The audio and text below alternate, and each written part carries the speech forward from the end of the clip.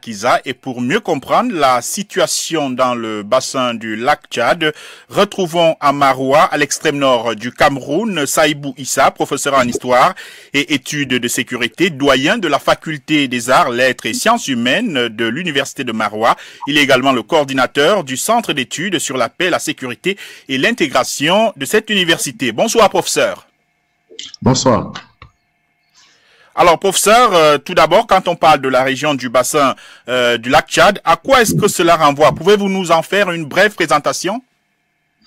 Alors, la région du bassin du lac Tchad est constituée de régions et d'États du Nigeria, du Cameroun, du Tchad et du Niger, riverains du lac Tchad de façon globale, ou alors d'une façon ou d'une autre ayant recevant les effets du lac. Il s'agit au Tchad de la province du Hadjer Lamis et de la province du Kanem, au Niger la région de Difa, au Nigeria les États de Yobe, du Borno et de Adamawa, et au Cameroun la région de l'extrême nord et la région du nord. Alors, professeur, la région du bassin du lac Tchad a subi et continue sans doute de subir les affres des attaques terroristes menées notamment par le groupe Boko Haram. Pouvez-vous nous parler de l'impact du terrorisme sur cette région? Alors, l'impact le plus visible est celui du déplacement massif et inédit de population, que ce soit les déplacés internes ou encore les déplacés externes, à savoir les réfugiés. À ce jour, nous sommes à plus de 6 millions de déplacés, à savoir 3 millions de déplacés internes dans les 4 pays affectés, plus de 2 millions de retournés, c'est-à-dire des anciens déplacés qui sont rentrés dans leur communauté, et 470 000 réfugiés. La situation de ces 470 000 réfugiés est parmi celles qui préoccupent beaucoup aujourd'hui le HCR et ses partenaires, parce que 10 ans après, les réfugiés auraient dû soit être rentrés dans leur communauté de départ, soit être en position d'intégration, ce qui n'est pas aujourd'hui fait, tandis que la concurrence d'autres zones de crise fait en sorte que la prise en charge de ces réfugiés-là s'est amenuisée, d'où la nécessité de rechercher des solutions alternatives. À cela, il convient d'ajouter tout le désastre humain qui s'en est suivi, avec le deuil qui est rentré dans un nombre considérable de familles et qui se poursuit avec des attaques sporadiques que Boko Haram mène à travers ces 3 organisations qui sont aujourd'hui en activité. Il faut évidemment y ajouter la déstructuration sociale, avec des villages qui sont complètement détruits et des zones qui sont devenues quasiment inaccessibles et donc impropres à la production économique, notamment non disponibles pour l'agriculture, l'élevage, etc. Alors, professeur, au-delà de ces problèmes créés par l'insécurité, est-ce que vous pouvez nous parler des problèmes économiques, environnementaux spécifiques à cette région? On parle notamment de l'assèchement du lac Tchad qui cause du tort aux populations. Alors, la question de l'assèchement du lac Tchad est un débat qui est ancien et qui se renouvelle chaque année, chaque fois qu'il y a des fluctuations climatiques qui surviennent.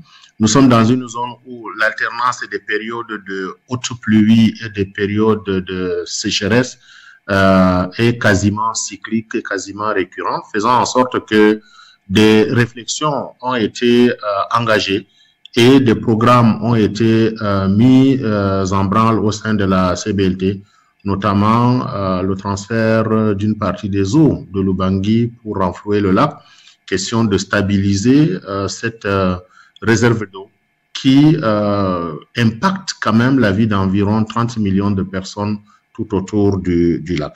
Parce que, il faut le dire, les abords du lac Tchad sont, notamment avec les terres exondées, un espace propice à l'agriculture avec des possibilités d'avoir des récoltes biannuelles, espace propice à l'élevage, mais aussi, aujourd'hui, plus que par le passé, espace propice à l'agriculture, à la pêche, je veux dire. À cela, il faut ajouter la déstructuration des circuits économiques, la déstructuration des places commerciales, notamment les marchés frontaliers comme celui de Bangui, qui ont été de tout temps des marchés régionaux.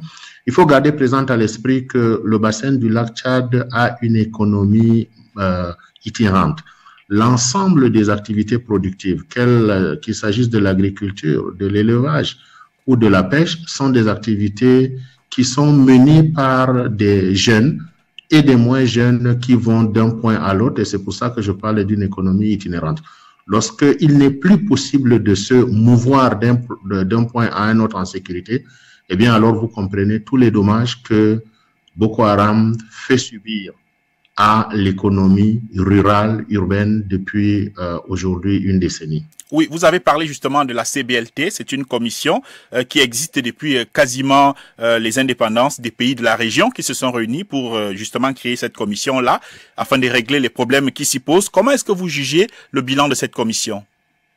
Alors, la commission du bassin du lac Tchad, comme vous l'avez bien pu constater, est une organisation à la limite interrégionale dans la mesure où ce sont des États appartenant du point de vue géopolitique à l'Afrique de l'Ouest et à l'Afrique centrale qui s'y retrouvent.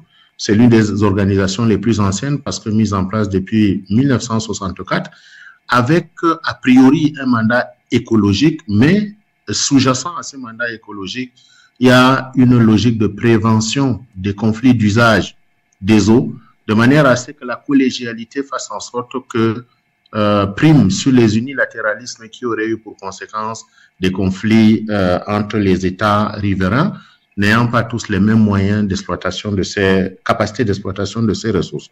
La CBLT a été en mesure, davantage encore ces dernières années, d'assurer la coordination des actions de stabilisation. Quand je parle de stabilisation, ce n'est pas ce que la stabilisation perçue selon la stratégie régionale de stabilisation. Je parle de la stabilisation en termes de sécurité, en termes de retour à la paix, parce que des conflits assez sérieux avaient été observés entre les États au niveau du tracé des frontières, au niveau de la sécurisation du lac. Ça, la CBLT a été au cœur de ce processus-là de démarcation et surtout de délimitation, mais surtout de démarcation de ces frontières, de mise en place d'une patrouille mixte avant que la force multinationale mixte puisse être mise en place en 2016.